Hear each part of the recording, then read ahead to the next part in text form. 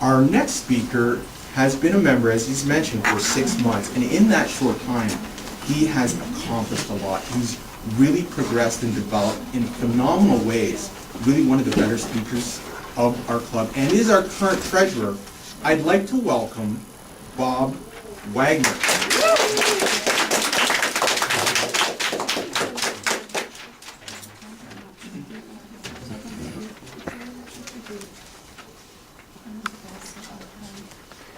Mr. Chairman?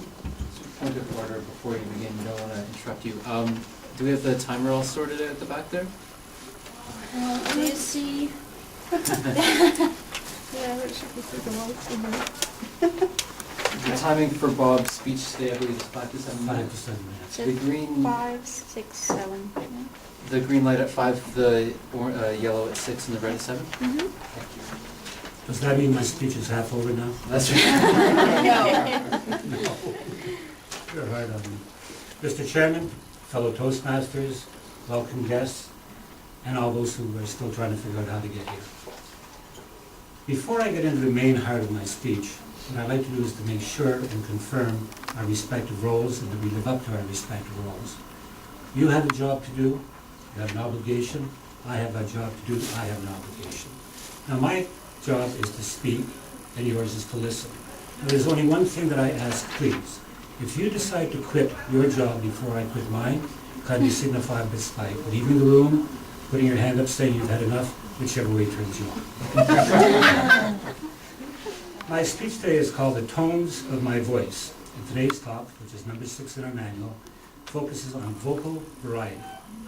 This would include things such as rate of speed, high and low pitches, pauses between sentences, etc. Now, part of the vocal variety requires a display of emotions. Now, a sample of some of these emotions are such as this. If I want to do a so-called normal emotion with no excitement involved, no other emotions other than just standard emotion, it would go something like this. For breakfast this morning, I had a large bowl of bran flakes, 2 handfuls of raisins. I poured over a vanilla-flavored soya milk, 3 pieces of toast, 2 hard-boiled eggs, a large orange juice, and a large glass of water. Now, that's just a normal speech, a normal way of speaking. Now, it might not be a normal breakfast, but it's also a normal way of speaking. The next one that we can show is that of a humorous emotion. I've never heard a funnier or a dirtier joke than I have. There's no funnier or dirtier joke than having not 1, but 2 horses falling in mud. I thought it was funny. Okay, we'll go to the sadness emotion. I lost my pen. I lost my pen. I had it on my desk and I lost my pen and I don't know where it is and I love that pen and somebody stole my pen. Somebody please help me find it, please. That's the emotion of sadness. You have an emotion of excitement. It came. It finally came. It came in the mail today. It came. I'm really excited that it came. It came in a plain brown wrapper on top of that, the way they said it would send to me. Now my new can of hair grow spray, that arrived this morning. Okay, so much for displaying emotions. My talk also requires that I imitate different pitches of speaking. Now the easiest way to do that is for me to give a sample of the do, re, mi, and then this is an interactive type of a speech. I want you all participating. So I'll start off first. All it is simply do, re, mi, fa, sol, la, ti, do. You all follow. All of you, please. Do, re, mi, fa, sol, la, ti, do. We can do that together. We can do that together. Let's try one more time. Do, re, mi, fa, sol, la, si, do. You can all come up here now. The next one we're going to do is the same thing, do, re, mi, but we're going to do it in a deep voice. Now, you can use a deep voice if you want to show, especially over the telephone, that you're big, you're strong, you're rough. So we go, do, re, mi, fa, sol, la, ti, do. And yes, I expect you to do that. Please. do, re, mi, fa, sol, la, si, do. What a good class.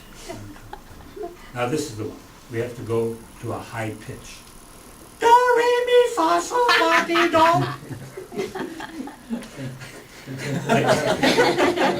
I do expect all of you to at least try that. We're just as clear as I am. Now, another requirement is to use a proper balance of volume, tone, and pauses. Now, how many of you have ever heard of the John and Marcia skit that occurred quite a few years ago? Does anybody remember that, John and Marcia? Okay, before using only the names of John and Marcia, I will give you an example of using volume, tone, and effective pauses. Now, just imagine that there's a John and a Marcia. 10 years ago, they were the best of friends, they were lovers, and they were always together. Something happened in life, and all of a sudden they were separated. They hadn't seen each other for a total of 10 years. And all of a sudden they meet one day in the lobby of a hotel. The conversation between John and Marcia would go such as this. John! Marcia! John, John, John! Marcia, Marcia, Marcia! John, John, John. Marcia, Marcia, Marcia. John, John, John. Marcia, Marcia, Marcia. John, John, John.